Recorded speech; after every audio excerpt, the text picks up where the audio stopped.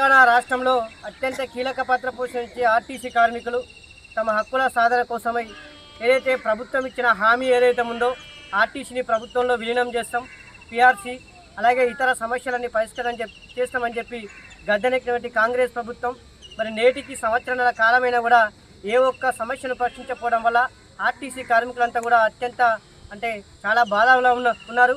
ఇప్పటికైనా కూడా రాష్ట్ర ప్రభుత్వం, ఎందుకంటే సమ్మె నోటీస్ ఇచ్చి దాదాపు నెల అయిపోయింది, అయినా కూడా ప్రభుత్వం ఏదో కాలయాపన చేస్తుంది.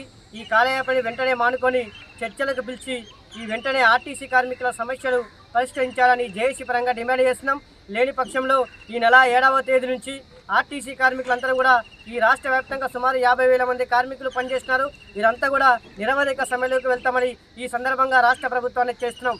ఎందుకంటే ఆర్టీసీ కార్మికులు చాలని వేతనాలు తీసుకుంటూ వీళ్ళ కుటుంబ పోషణ కష్టమైనప్పటికీ కూడా ఈ ఆర్టీసీకి సుమారుకు ప్రతిరోజు మరి 1 కోటి మంది ప్రయాణికులను తమ గమ్యస్థానాలకు చేరడంలో అత్యంత కీలక పాత్ర పోషిస్తున్నారు. మరి ఎన్నికల సమయంలో ఇదే రేవంత్ రెడ్డి గారు గత బీఆర్ఎస్ ప్రభుత్వం ఆర్టీసీని ప్రభుత్వంలో విలీనం చేయకుండా కాలయాపన చేసింది.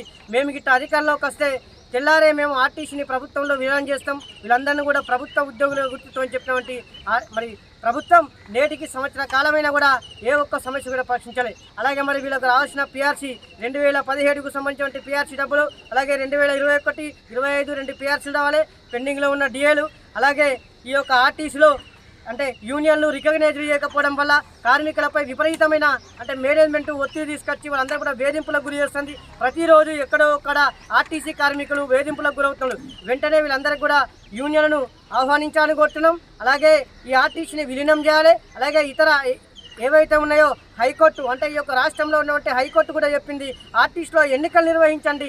ఆర్టీసీ కార్మికుల పరిస్థితి ఈ యొక్క తెలంగాణ రాష్ట్రం వచ్చిన తర్వాత పెనం మీదకి వెళ్ళి డైరెక్ట్ పొయ్యిలో పడ్డ చందంగా ఉంది. కావున ఇప్పటికైనా కూడా ఇటు మేనేజ్మెంటు ఇటు రాష్ట్ర ప్రభుత్వం ఒంటెత్తి పోకలపోకుండా వెంటనే మరి జేఏసీని చర్చలకు పిలిచి సమ్మెలోకి పోకముందే దీన్ని కాలాపు చెబుతారు. ఒకవేళ సమ్మెలోకి వెళ్తే గిట్ట దీనికి పూర్తి బాధ్యత ఇటు ఆర్టీసీ యాజమాన్యం రాష్ట్ర ప్రభుత్వమే వహించవలసి ఉంటుందని